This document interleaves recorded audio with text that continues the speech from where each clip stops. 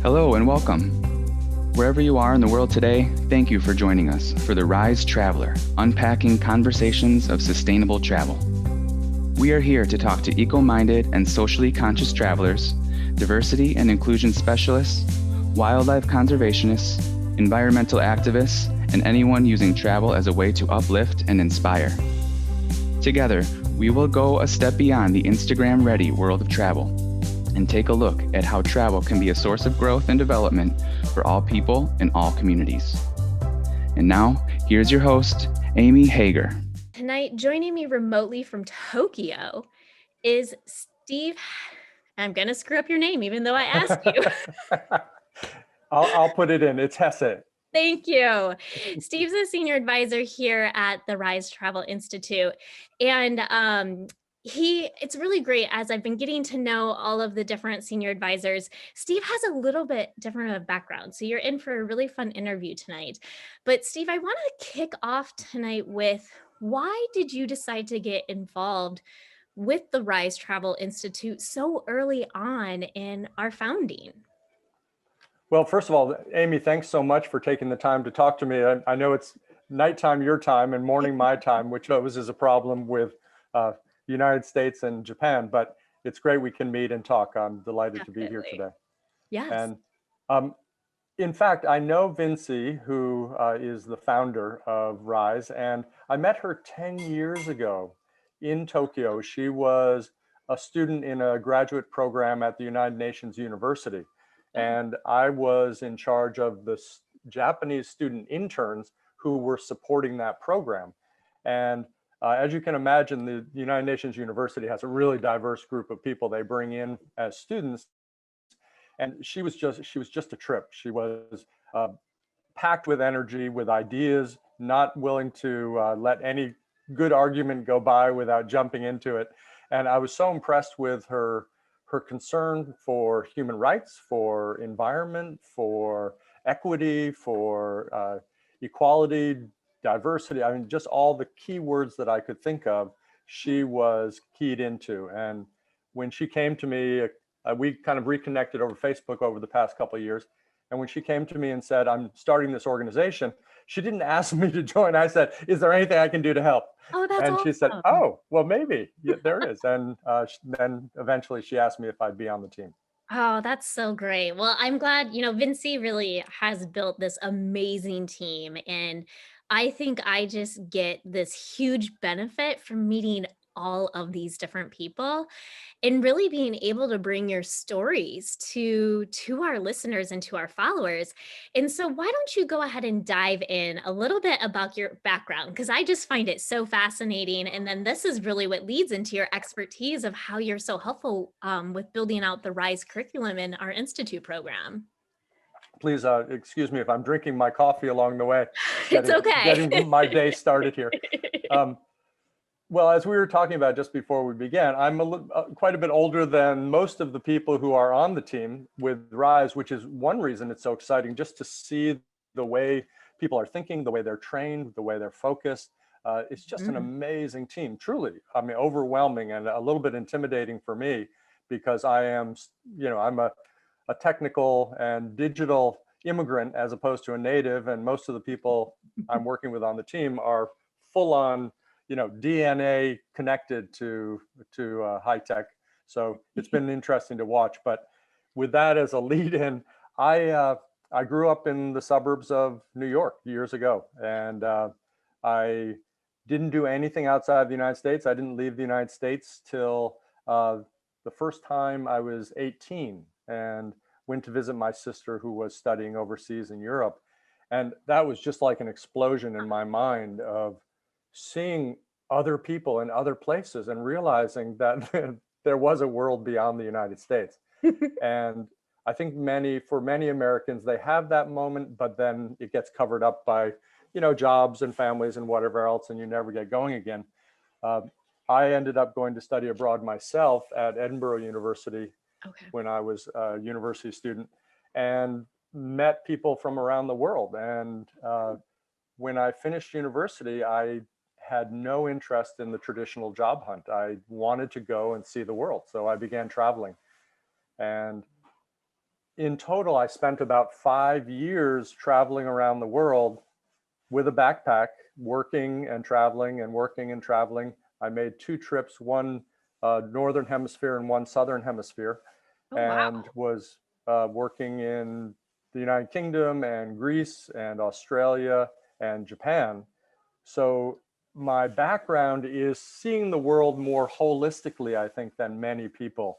To me, I can't even imagine thinking of people without thinking of people everywhere. I can't think of kind of my people or the people in my town. Oh, I love that.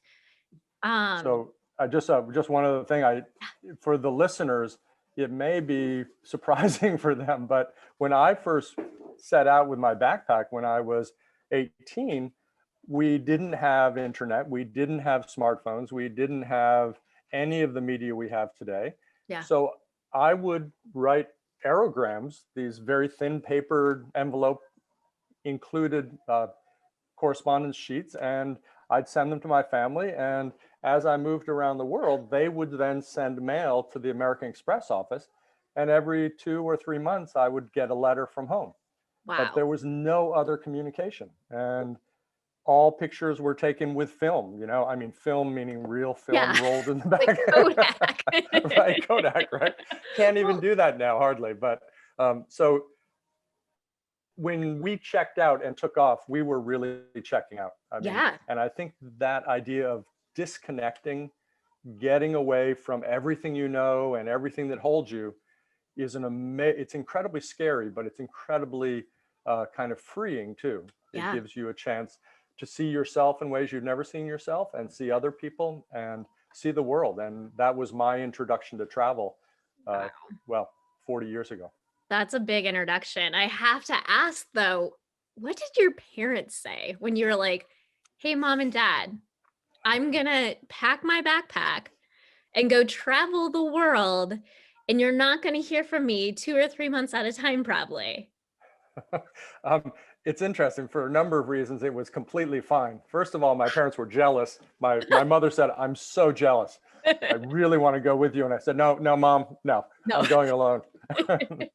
And my father was very much kind of globalist, but with a focus on New York. So he was very supportive too. Wow. The dark side of that is they were going through a divorce, and they were too busy worried about their own lives to really worry about mine. So I was able to slip out the back door without anybody noticing. Wow. What a ride. So then what are you up to now? You're obviously not backpacking the world anymore and writing letters. Well, I do get out and travel as often as possible, but in fact, I'm living in Tokyo, as you mentioned, and I'm teaching law and environmental policy at a Japanese university. And I've been in this university for 30 years. Oh, wow. And during that time, I've been an environmental columnist for 25 years at the Japan Times. And my education was, I went to law school, got a JD and an LLM in environmental policy, and then became a lawyer, but I've never practiced law in the traditional sense. I went to work for the United Nations Environment Program, and then the Environmental Law Institute in Washington, D.C. And then just kind of out of the blue, I was offered a job in Japan. Well, I say out of the blue, that's not really true. My partner at the time was Japanese, and in fact is still Japanese, and still the same partner. Still same partner. Still the same partner. But when I was working in Washington, I ran into another Japanese friend who said, my university is looking for somebody with potential for teaching environmental policy. Wow. Would you be interested? And my partner and I were looking for a way to go back to Japan, and it was perfect timing. It was just cosmic. So I went and have never looked back, never wanted to leave, really, because we get out a lot, but being based in Japan is really exciting. So I do a lot of traveling now with students, and every year I take students overseas. In beginning about, I guess, 15 years ago, I first took students to Africa. Then after that, for quite a long time, to India. later to Thailand and Vietnam. And unfortunately for all of us, COVID has shut down. Yeah. But we're working online now and hoping to get back into the travel as soon as borders open. Right, right. Wow. So then how many, if you had an estimate, like, unless you know the number, I'll be impressed. Like, how many students do you think you've been able to travel with?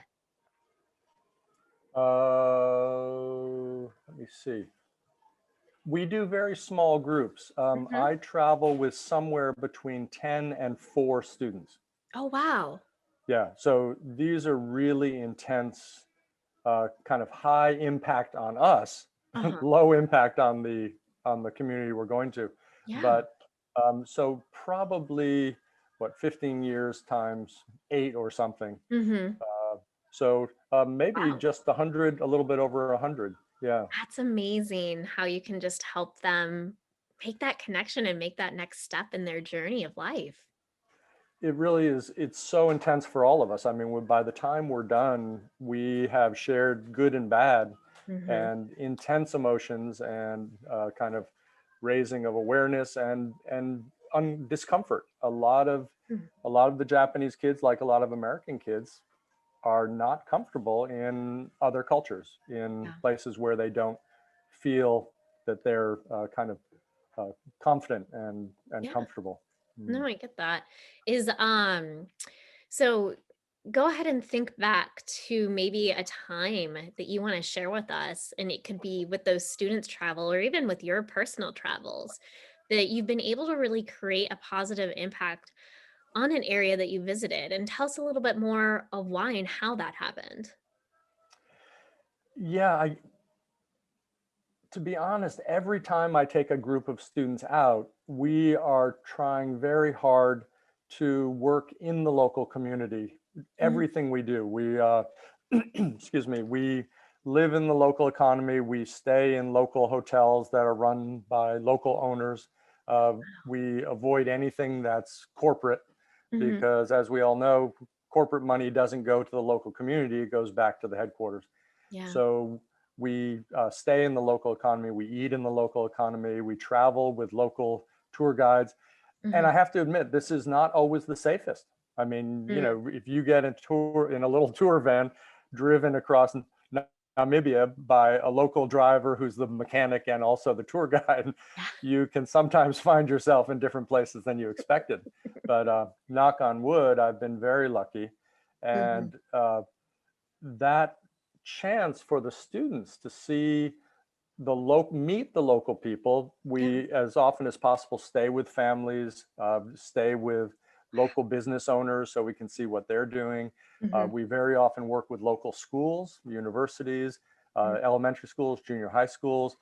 The students bring some kind of cultural presentations from Japan, dance, origami, things that they can share. And the other students in reverse share their culture and their perceptions.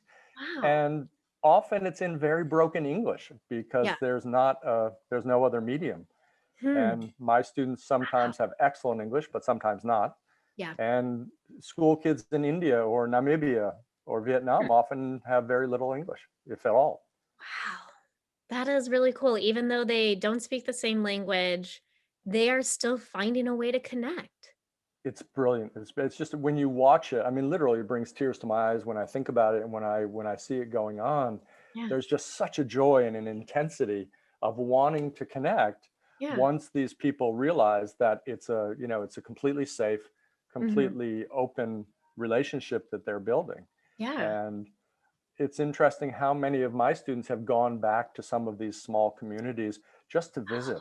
Wow. And they've walked down the street, and everyone's come out and said, "Ah, we haven't seen you for 10 Remember years." them. Oh, wow. That's So amazing. it becomes a permanent part of the students' lives and Yeah. also of the local people too. Mm. And I don't think this is, the positive impact that you were asking about.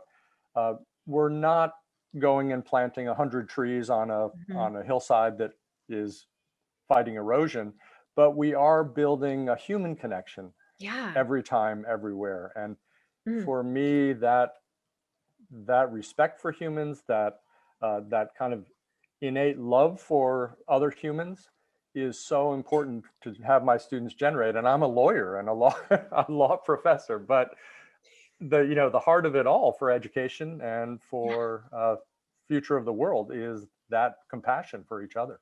Oh my gosh, that's so true. That is so true. And I mean, that really, you're leading in perfect to my next question of, have you met anyone during your travels that impacted you in a way that you really could have never imagined when you first met them? That's so hard, Amy, because I've met so many people, as I was gonna you say. can, yeah, as you can imagine. I mean, when you're traveling alone, you're not focused on the person with you. You're focused on everyone around Everything you. else. And every day I met wonderful and interesting people. And, I met criminals and I met priests and I met people doing all sorts of things. I have one that's related to my relationship with my partner. I was hitchhiking across Japan, and this was years ago when I didn't speak Japanese, and most Japanese were not speaking any English at all. Yeah. And I was picked up by a woman in Osaka. I was heading for Tokyo, picked up in Osaka by a woman with a newborn baby. And the fact that a woman with a newborn baby picked me up, I was gonna say, pick up a guy on the side of the road? right? This big guy who What? hardly fits in her car. She picks me up and she said in clear enough English, "Where are you going?" And I said, "Tokyo." She said, "I'm going almost. I Perfect. will take you." So we get in halfway there, the baby starts getting very sick. And Oh, she said, "I'm so sorry. I have to go off the highway." And I said, "No problem. Let's go off the next exit." yeah. That next exit ended up being Nagoya. And Nagoya is where I ended up going back a number of months later, finding a job, and through that job, meeting my wife. Wow. So this kind of chance encounter with a woman who just decided to go off an exit meant that I saw the town where I was going to work and later meet my partner. Wow. But I think my whole life has been. Let me, if I can take a minute, just one other one that Yeah. always comes to mind when I think of. Uh, when I was with students in India, we went to visit the Taj Mahal because Mhm. everyone has to visit the Taj Mahal, and I had never visited it.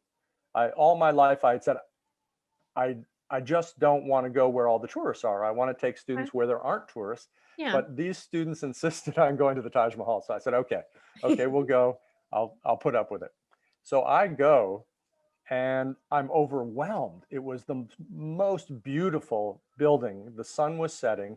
It was kind of pink, glowing pink from the sunset. Wow. And we had a guide who was studying to be a curator of the Taj Mahal, a Oh, charming, just wow. beautiful, handsome man from the community.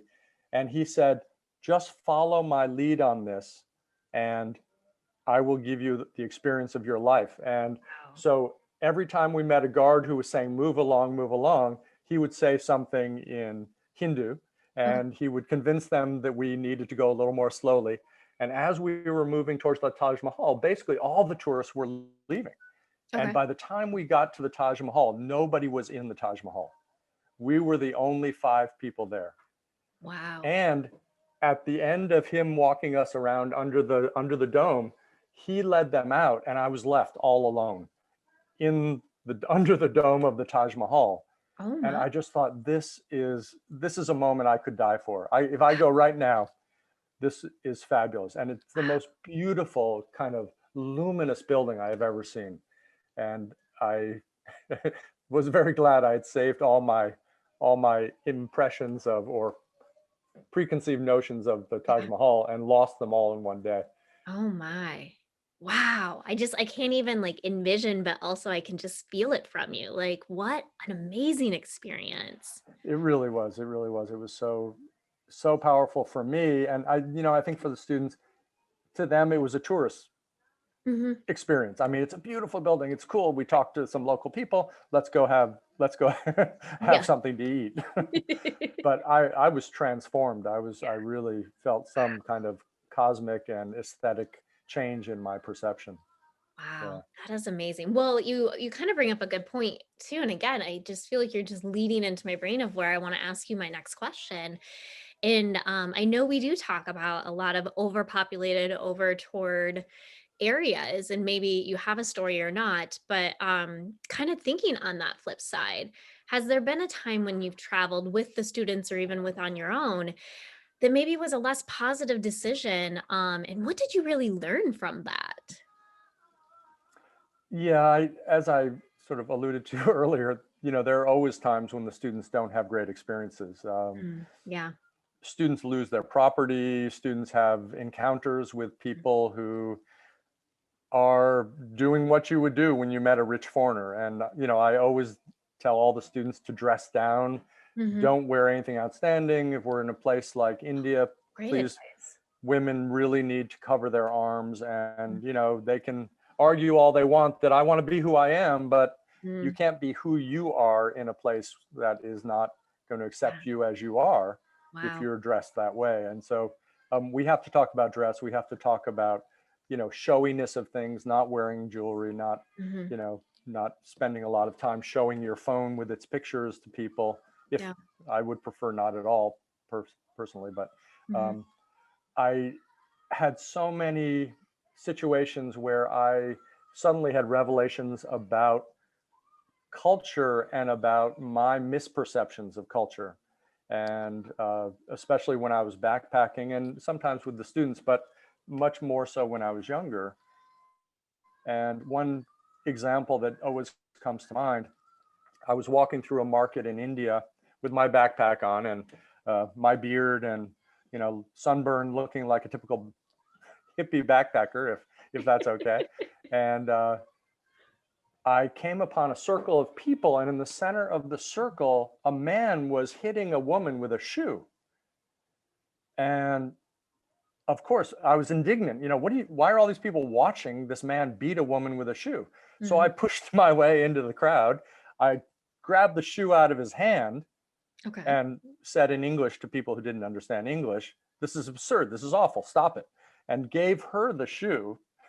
And she looked at me, spit at my feet, Oh no. gave the shoe back to the man, Uh-huh. and continued to cower and scream, "Don't hit me," or something like that. And I realized that I had come into a kind of social contract that was being carried out where Wow. she had done something wrong. This And part woman. of what was necessary was for her to be humiliated in Oh, public or beaten in public for that kind of wound to heal.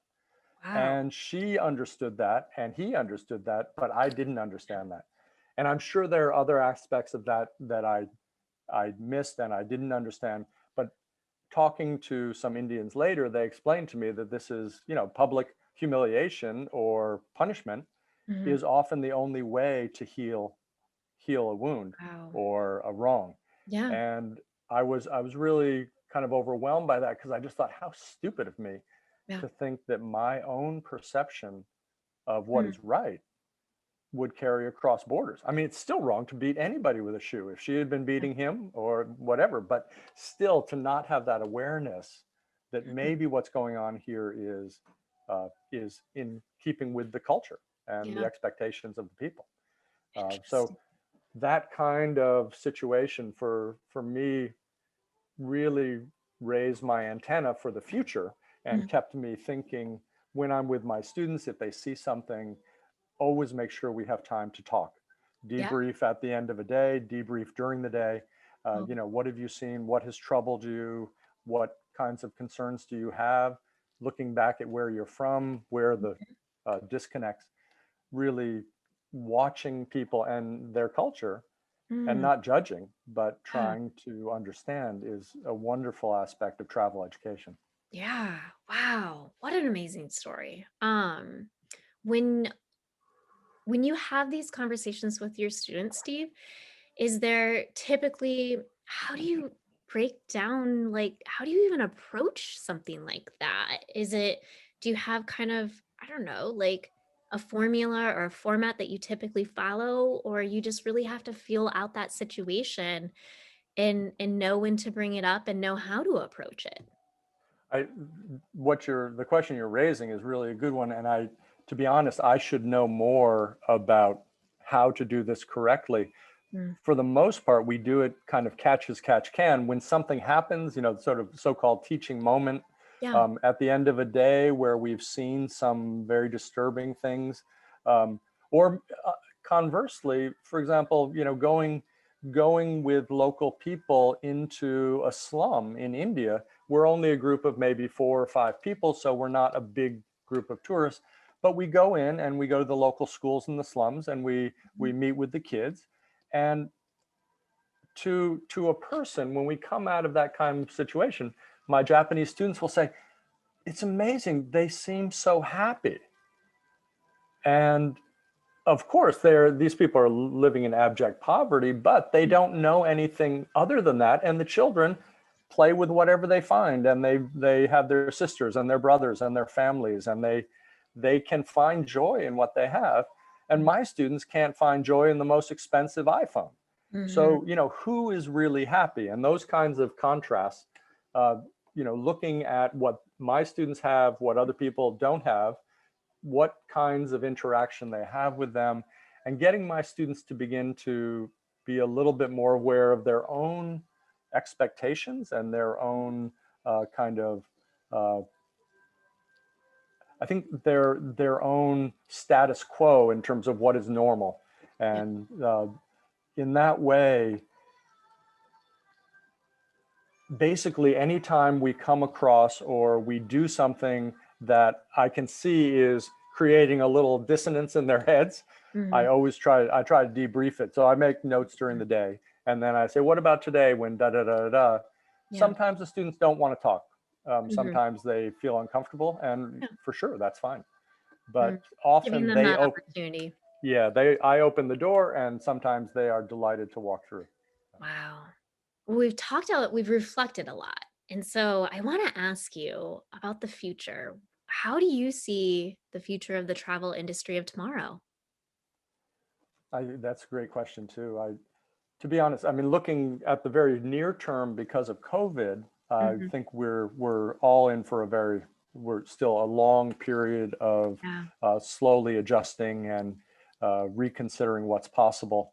But my concern as an environmental policy specialist in particular is the impact of tourism in the future on local communities, Okay.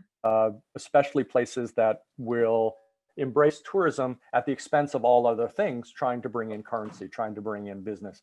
Mm-hmm. So I'm in the grand scheme, I'm concerned about carbon, airplanes and trucks and transportation of massive amounts of goods.